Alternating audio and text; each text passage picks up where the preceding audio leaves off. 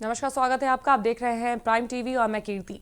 संसद में देश का आम बजट पेश हो चुका है। वित्त मंत्री निर्मला सीतारमण ने बजट पेश किया है। सरकार ने किसानों की आय को दोगुना करने का लक्ष्य रखा है। बजट में पूरा ध्यान कृषि और इंफ्रास्ट्रक्चर पर दिया गया है, लेकिन कोरोना काल में व्यापार में भी भारी गिरावट देखने को मिली थी। कोरोना ने व्यापारियों की कमर तोड़ दी थी। वहीं आम बजट से व्यापारियों को खासा उम्मीदें थी। आम बजट पर प्रतापगढ़ में व्यापारी संघ महामंत्री से प्राइम टीवी ने खास बातचीत करी। तो आइए आपको सुनाते हैं व्यापारी संघ महामंत्री का इस बजट को लेकर क्या कुछ कहना है। आपको बता दें कि हम खड़े हैं जनपद प्रतापगढ़ के लालगंज तहसील क्षेत्र अंतर्गत, और हमारे साथ मौजूद हैं बातचीत करने के लिए व्यापार मंडल महामंत्री राजकुमार मिश्रा जी। आइए हम इनसे बातचीत करते हैं और जानकारी प्राप्त करते हैं कि इस तरीके 2021 के बजट से आप कितने % संतुष्ट हैं, व्यापारियों को लिए क्या संदेश देना चाहते हैं। जी सर, बहुत बहुत धन्यवाद आप मिश्रा जी। व्यापारियों के लिए इस बजट में बहुत सारी चीज़ें हैं, बहुत सारी सुविधाएं हैं, लेकिन थोड़ा सा जो देखना है मध्यम वर्ग के लिए सरकार को ध्यान देना चाहिए। सरकार जो है इस समय कोविड-19 की वजह से जो है दिक्कत में है, लेकिन फिर भी बजट बहुत अच्छे ढंग से प्रस्तुत किया है। इसके लिए हम अपने वित्त मंत्री को धन्यवाद देना चाहते हैं। लोगों को जिस तरीके से ये नया बजट देखकर एक भयावह सा लग रहा है, एक डरा सा बना हुआ है, व्यापारियों में थोड़ी सी कुछ हेजिटेट भी हैं, तो इन पर क्या कहना चाहेंगे। व्यापारियों में देखिए कुछ जैसे अभी अब सारे लोगों ने पढ़ा नहीं इसको बारीकी से, इसमें कुछ ऐसी बातें नहीं जिससे व्यापारियों को दिक्कत हो, लेकिन यह है कि व्यापारियों को कुछ ऐसी सुविधाएं मिलनी चाहिए। इस महामारी में सबसे बड़ा नुकसान जो हुआ है वो व्यापारियों का ही है। व्यापार के हित में जो है बैंक से सपोर्ट मिलना चाहिए, फाइनेंशियल सपोर्ट मिलना चाहिए। ये सरकार को थोड़ा सा इस पर ध्यान देना चाहिए। जी बिल्कुल, बहुत सही आपने कहा कि ग्रामीण स्तर पर जो लोग हैं उन्हें फाइनेंशियल तरीके से मजबूत करना चाहिए। सरकार आर्थिक स्थिति से भी उनको मजबूत करे। आपने देखा कि क्या थी इनकी सोचें और किस सोच के तहत आपने नए बजट को लेकर के अपनी सोचें व्यक्त की। प्रेम मिश्रा। 2021 में सरकार की तरफ से बजट पेश किया जा चुका है। बजट पर व्यापारियों से प्राइम टीवी ने भी खास बातचीत की। बजट को लेकर उनका क्या कहना है, सरकार की तरफ से उनको क्या फायदे हुए हैं और व्यापारियों की क्या राय है, आइए जानने की कोशिश करते हैं। 2021 में सरकार की तरफ से एक नया बजट पेश किया गया है। इसमें हम व्यापारियों की राय जानना चाहते हैं कि इस बजट को लेके उनको क्या लाभ होगा और सरकार को की तरफ से क्या उनके लिए फायदेमंद होगा। हमारे साथ में जो एक व्यापारी हैं उनसे बात करना चाहेंगे कि इनकी राय क्या है ये बजट को लेके।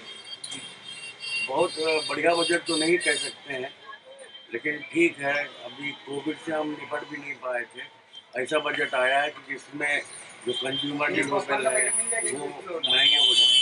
कार है, फ्रिज है, ये जो आम आदमी मोबाइल करता है या उसके एक्सपेयर पार्ट है वो भी महंगे हो जाएंगे। तो ये बजट तो होना चाहिए था कि कंजम्पशन बढ़ा है, लेकिन समझ में नहीं आ रहा कि कंजम्पशन बढ़ेगा कैसे। अभी उन्होंने कहा कि 75 साल के ऊपर के लोगों को जो है रिटर्न नहीं भरना पड़ेगा, लेकिन वो ज़्यादा से ज़्यादा पूरे इंडिया में होंगे 20,000 लोग जो भर रहे होंगे। तो कुछ ये लगता है कि बजट में ये लॉलीपॉप दिया गया है। और किसानों के बारे में जो APMC मंडी के बारे में जो बोला गया है कि वो पैसा लगाएंगे, हमें तो नहीं लग रहा है कि APMC मंडी में पैसा लगेगा। बजट बैलेंस नहीं है, बहुत अच्छा बजट नहीं कहा जाता, ये मेरी राय है। मगर सरकार का कहना है कि जो पेंशन जिनको मिलती थी उनकी पेंशन में टैक्स जो है वो माफ़ कर दिया गया है और इससे जो लोगों को बहुत फायदा होगा। जब सरकार के पास काम ही नहीं दे रही, सब चीज तो ठेके पे दे रही है। पेंशन तो घटती जा रही है लोगों की। अभी जो इन्होंने 2012 के बाद तो पेंशन देना ही बंद कर दिया, तो पेंशन देंगे कितनी।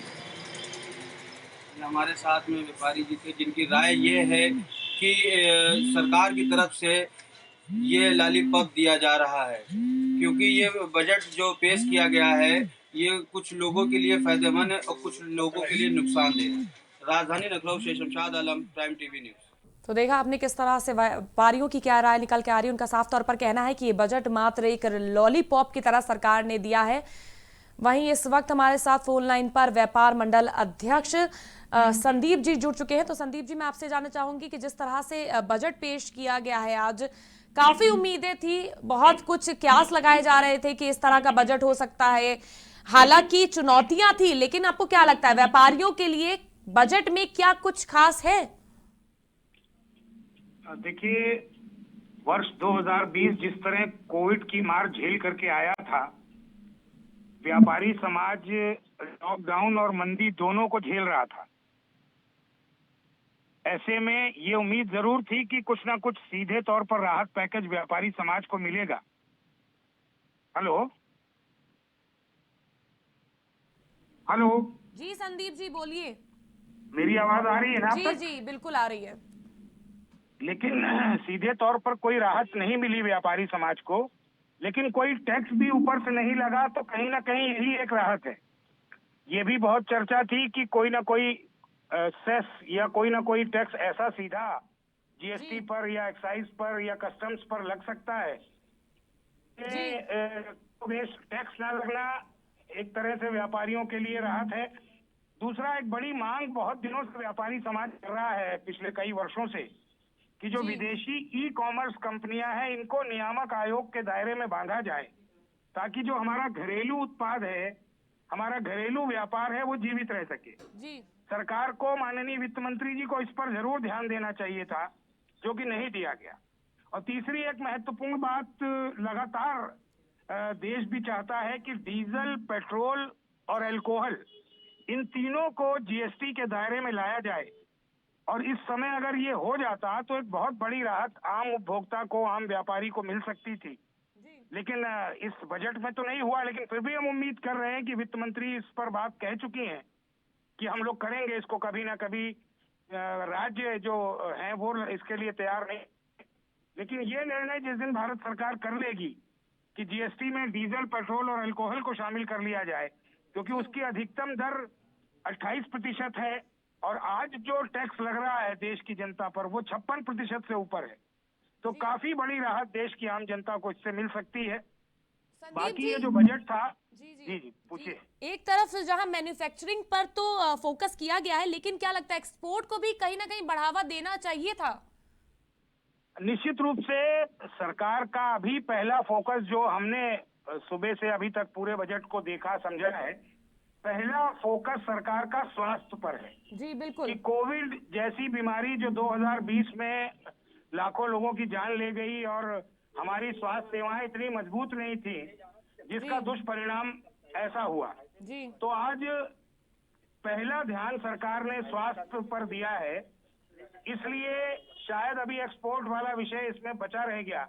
लेकिन मुझे ऐसा लग रहा है कि अभी एक पूरक, मतलब एक बजट का कुछ ना कुछ संशोधन और आएगा। जी सरकार ने ये बजट छापा नहीं है, बजट प्रस्तुत किया है और अभी हम लोगों से सुझाव मांगे हैं कि आप अपने जो भी सबमिशंस हैं, आपके जो सुझाव हैं, आपके जो विचार हैं, आपकी जो मांगे हैं, वो आप लोग दे दीजिए, तो हम लोग उनको अभी इसमें ऐड कर सकते हैं। तो संदीप जी, क्या आप अपने सुझाव में जीएसटी को शामिल करने वाले हैं? जिस तरह से निश्चित रूप से हमने तो जो बातें आपसे कही हैं, हमने ये प्रस्ताव बना के वित्त मंत्री जी को भेज भी दिया है कि जीएसटी में डीजल, पेट्रोल और अल्कोहल को शामिल करें।